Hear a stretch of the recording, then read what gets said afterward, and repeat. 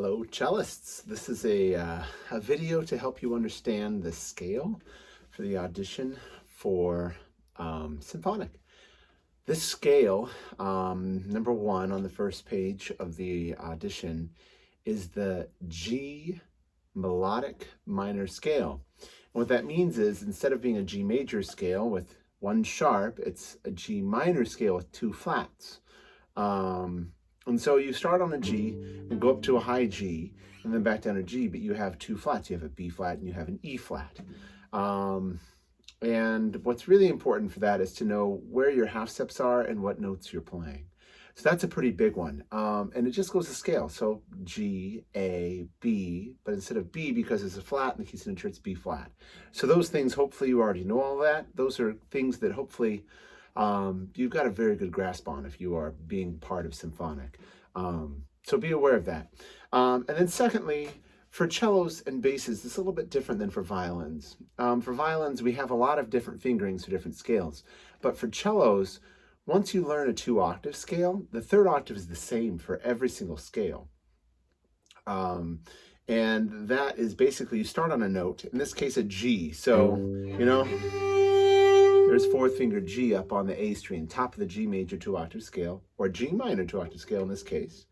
So we're going to play a note, whatever finger, usually fourth finger we end on a 2-octave scale. The next note is 1.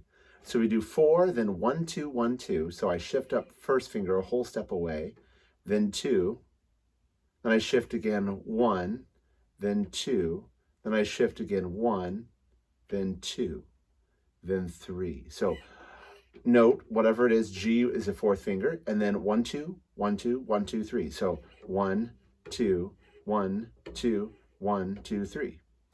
So that's a scale fingering that is universal to everything, whether it's major or minor, whether it changes on the way up and the way down. We tend to, as cellists and bass players even, that top octave is 1, 2, 1, 2, 1, 2, 3, and it works very, very well. And I don't know any teachers that are teaching it differently than that. There are things that you can do that are different, and depending on the piece that you're playing, you might choose a different fingering for a certain scale. But when you're just playing a scale up and down and it's 3 octaves, almost always it'll be 1, 2, 1, 2, 1, 2, 3. So that being said, I do want to talk just a little bit more about posture and playing when you're up high. Hopefully you can see that my fingers are curved. You can see that I have short nails. If you don't have short nails, it won't work to curve your fingers because the nail will get in the way. But I want a curved finger, and I want a flat wrist on my left arm. So you see how my wrist is not bent this way and it's not bent that way? I want a nice flat wrist. So I put my arm up there, and you don't want your arm to rest on the bout. You want it to be above the bout. So if your arm is hanging off the bout, most likely you've got a bend in your wrist like this and it's hanging off of that. We don't really want that while we're playing. We want it to just go above it and back down. So what I have kids do, usually when I'm teaching 7th, 8th grade, we'll start by giving the cello a hug. And then we put our hand up here on the bridge. You can't really see it, it's below the screen, but the bridge, and then I just let my hand come back and let my elbow relax, my arms stay flat. And so I'm not really holding my arm up, I'm just relaxed. And I let my hands scoot back and forth. And you'll find the level where if you're too low, your arm hits. If you're too high, it feels uncomfortable. You just want to be as low as you can be and relaxed when you slide up. You don't hit that, all right? You'll also notice that my thumb's not off up here in no man's land. My thumb is behind. So I tell kids, make a fist like this, put your thumb out. Set your thumb down on this, and then let your fingers come out and set above it. And this is a little bit harder to see from that angle, but you can see my fingers are fairly evenly spaced. There's not some huge gap between my thumb and my first finger. They're all pretty even. Pretty close. You actually want to have this spacing for most scales. 1 whole step, 2 half step, 3. Now that will change slightly depending on what you're doing with the scale. And we'll talk about that in just a moment. But knowing that you have a thumb that's up behind your hand that moves with your hand, so my thumb moves together with my hand. So as practice, I'd probably have you take your thumb and put it so the tip of your thumb on the side of it here. So I'm talking about this part of your thumb here, kind of where the nail is, on the side of your thumb right here. You want that to touch the D string there, and you want the A string to touch kind of like here on the base of your thumb. So I'm putting my thumb there, and then I open my hands up and let my fingers just touch curve, and just barely touching the string, practice sliding back and forth. This is a great exercise, and you'll notice that my fingers are on the A string right now. Now my fingers are on the D string. All right, so just practice sliding and feeling what that feels like. And that's a great way to practice good posture up high on the cello. So I encourage you to do that. All right. The G minor scale itself, as I think about the scale, really think about how far apart the note is. So I'm going to play and hold each note. Then I'm going to stay half step or whole step. If it's a half step, it's going to be, if I'm on a 1, it's going to be a 2. If it's a whole step, I'm going to be a 3. If it's a half step from 3, it's going to be a 4. So every space that I have here between my fingers, if they're all even, I don't have any extensions. All right, hopefully, if you're auditioning for symphonic, you know what an extension is, at least. I think all of you do. You've got all half steps between. So a whole step is skipping a finger, okay? So I'm going to hold each note and talk about that. Really knowing that for every note is important. And I marked the half steps in the music, if you look at my scanned copy that I have online, with a little triangle. Not a triangle, excuse me. 2 parts of a triangle between 2 notes. It's like a bracket that is connecting 2 notes like this. And that bracket is either under the note or above the note. And that bracket means a half step apart. All the other notes are a whole step apart if there's no bracket between them. So that's kind of one way you can think about it if you're practicing, oh, that one's a half step away. I should just be real close together. So let's do the first 2 octaves and knowing how far notes are. So this is just holding. You can play along with me if you want. Listen to understand what the notes are, practice in that way. But here's a G, open G, then first finger A, then low 2 half step, then 4th finger C whole step, then D, then E natural, first finger, whole step 3, half step 4, open A. This is a B flat, I have to extend low 1, whole step to 2 extension, 4th finger, the whole step D, shift up, first finger E, whole step, 3rd finger F sharp, whole step, 4th finger half step. Now, that's the first 2 octaves. I went G to 4th finger G to shift 4th finger G up on the A string. That's 1 octave from G to G, another octave from G to G. That's how we're counting the octaves. We have another octave G to high G way up here. Note that this is different on the way up than on the way down. We had E natural and F sharp on the way up the scale so far, and on the way down we have flats. So knowing that spacing is really important. Going forward from that G, let's find that G again. So if you place your 4th finger on that G in what we call 4th position, because first finger's on an E, which is 4 notes above open A. B would be 1st position, C would be 2nd position, D would be 3rd position, and E with first finger on an E would be 4th position. And then we have E, F sharp 3, 4, G. So 4th finger in 4th position is G. Okay, I start on that 4. Then I'm going to shift up a whole step. And it helps here for you to understand a couple what I call reference points on the cello, as well as where you are currently at with your hand when you shift. Because it'd be kind of scary to know how far do I shift. Like that was a huge shift. That's, I don't know what it is, more than an octave probably. 4th finger here, I want to go up to A is the next note, whole step to A. And I'm thinking, okay, a whole step, if this is a whole step between 2 and 4, well, between 4 and shifting up, I should be about kind of right there. That should also be my harmonic A.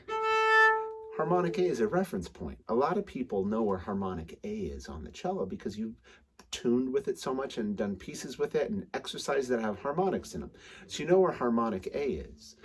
But we're going to put a 1 there. You notice my thumb came up to join me. All right, and my arm is up, just like I talked about. I'm trying to play on a curved finger.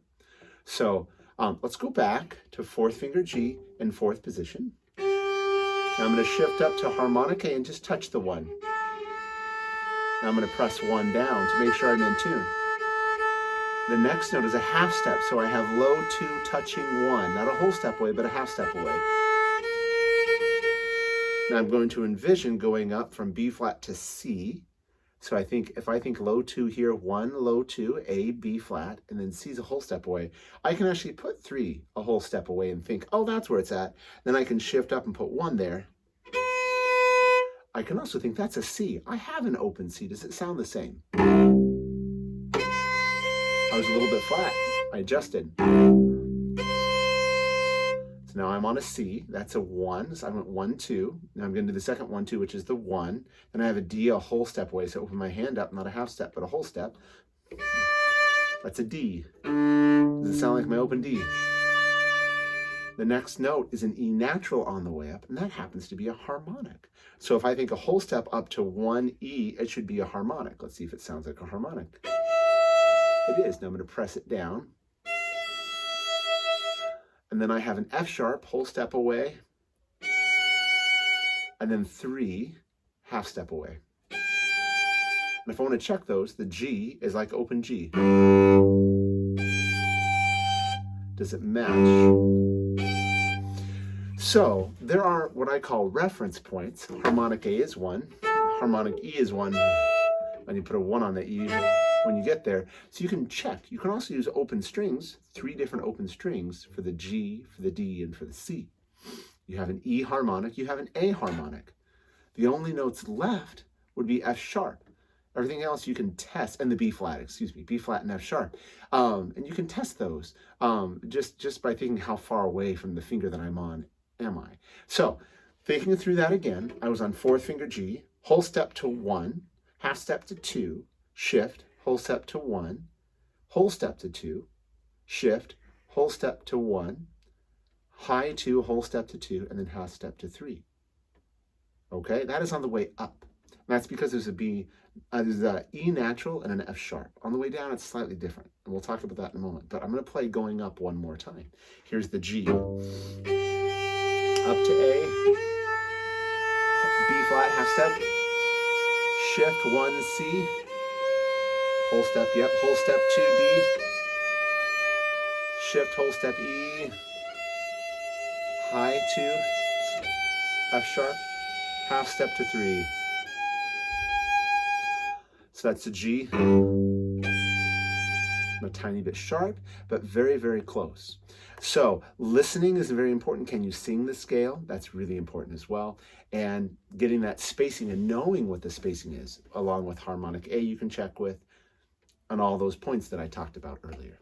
So that is the way up the scale. I would practice each part of the scale, each octave of the scale, with a drone going on. So a drone would be like playing G and having a G going the whole time. So if I'm going G,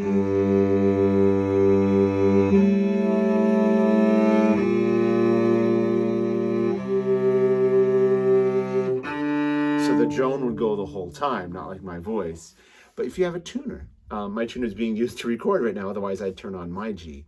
And I use my tuner to turn on a G and just let it go while I practice the scale. That's a really good suggestion to know if it's in tune. So I might practice, just this bottom octave until I get that in tune with the drone. And then I do the next octave. So this one, flat. You might do that 4, 5, 6 times to get it in tune. Then that top octave, practice how far you're shifting, how far the fingers are. So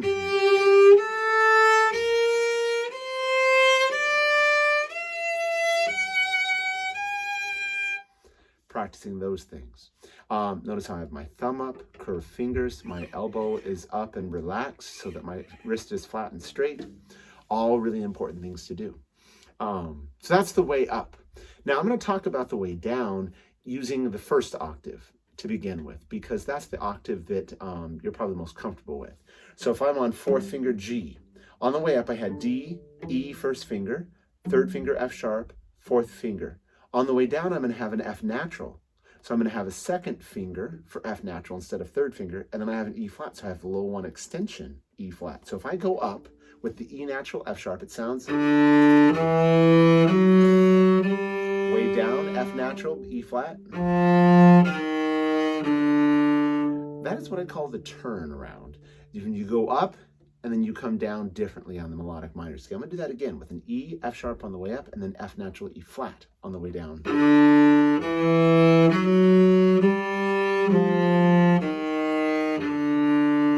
So that's very characteristic and a certain sound that you should get in your ear and get used to what it sounds like. If I do that on the top octave, I can go fourth finger D, just like open D, and then I can shift up E, F sharp, G, 1, 3, 4. Up here, second finger F on the way down, extension 1, E flat in fourth position. Just like we did at 1, 3, 4, E, F sharp, G, and then 2, low 1, open. Same thing, 1, 3, 4, 2, low 1. But I shift back to D instead of playing open D. So this is that turnaround on the second octave, starting on fourth finger on the A string.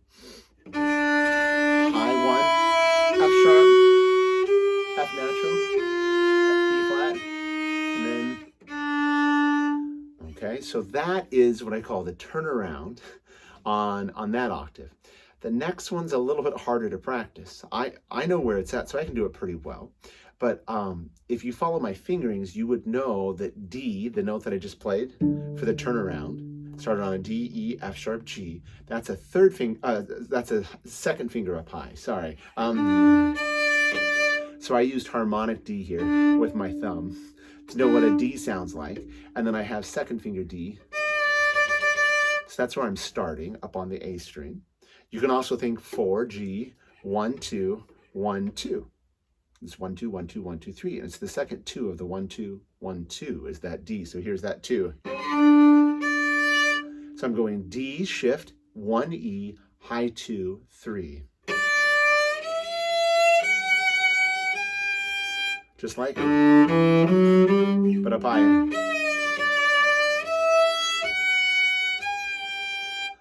So 2 shift, 1, 2, 3. On the way down, I don't know if you can see it from there. Right now I have 1 whole step 2 on the way down. My 2 and my 1 slide down a half step each. So it's like I keep my 3 where it's at. While I'm playing the third finger G, I slide my 2 and my 1 down, so I have a whole step between all 3 notes now instead of just the first 2. So I'll do that again, 2, shift, 1, 2, 3, and then I slide my fingers down and have the low. I'd practice down low to know what it sounds like again. Low, up high, 2, shift 1, high 2, 3, move the 2 and the 1 down, low 2, 1, now back to 2. I shifted my hand back and it was a half step shift.